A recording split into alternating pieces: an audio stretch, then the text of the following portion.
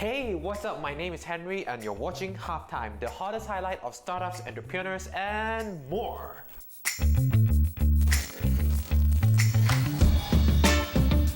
Today, we are sharing on Airbnb's plans to lease IPO, Malaysian-based TourPlus secures funding, and edutech company A1 has big plans for the future of education.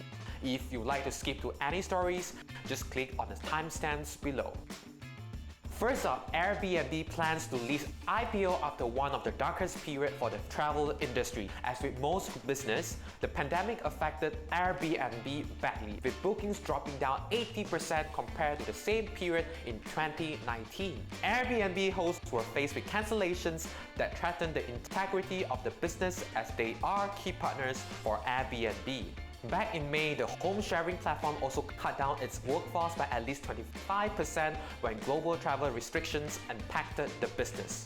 Around thousands of employees were laid off as CEO Brian Chesky refocused on Airbnb's core travel business, provided refunds to guests, while repairing relations with hosts using part of a $1 billion lifeline from private equity firm Silver Lake to help. As the lockdowns ease up, domestic travel and remote work created a new demand for shorter distance stays. Bookings started to recover and outpace the results in 2019 during the same period. With things back on track, the company recently filed to go public, setting the stage for a December IPO that will likely to be one of the year's hottest debuts. Chief Executive Officer Brian Chesky had originally intended to initiate the listing process on March 31st. That was before COVID-19 closed borders in the US, grounded flights to a halt, and left the company with more than $1 billion in cancellations. Airbnb was valued at $18 billion in April when it raised $2 billion in debt from investors at the depth of the pandemic.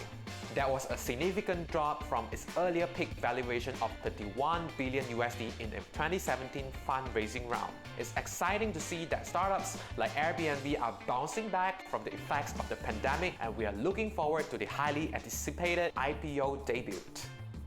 Speaking of travel, Malaysia-based travel tech company TourPlus has secured $1 million in seed funding from a number of investors. The investments will be used for product enhancement, marketing, and finding new talent. Founded in 2014 by Rickson Gore, TourPlus is an online travel marketplace for those who want to be assured of safety and not have to worry about language barriers. TourPlus helps travelers connect directly to local guides via its website and mobile apps, and lets guides earn using the app. In a recent interview, Gore told Deal Street Asia that the company will focus on domestic tourism through 2021 and meet COVID-induced international travel bans. We are enhancing our business to target domestic travelers, offering location-based travel information through our app, which allow travelers to find places of interest, food, and things to do, as well as prepare an itinerary, say Gore.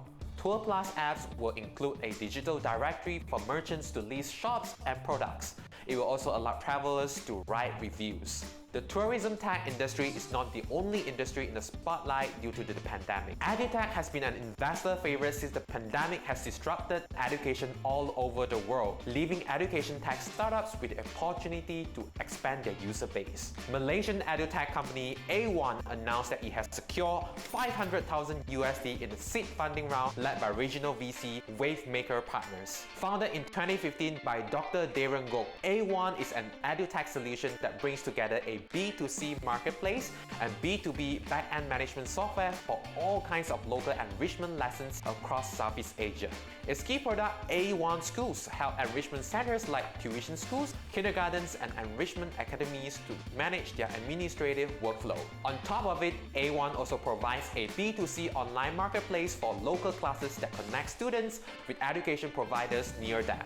Currently, A1 serves 800 plus enrichment centers, managing over 50,000 lessons and more than 100,000 learners and educators across multiple cities, with the majority of them located in Malaysia and Singapore. In the next 12 to 15 months, the company plans to use the funds to drive market expansion across Southeast Asia, as well as enhance its current products offerings in the education sector. Other than A1, similar edutech companies like Khan Academy and Coursera have all seen an increase in users since March. While the edutech market seems promising in the near future, those who are able to put user at the center and deliver quality educational content while keeping the business sustainable will be the long-term winner. That's all for today's episode. Which story was your favorite? If you like our content, don't forget to subscribe, give it a like, and share with your friend. Until next time, see ya!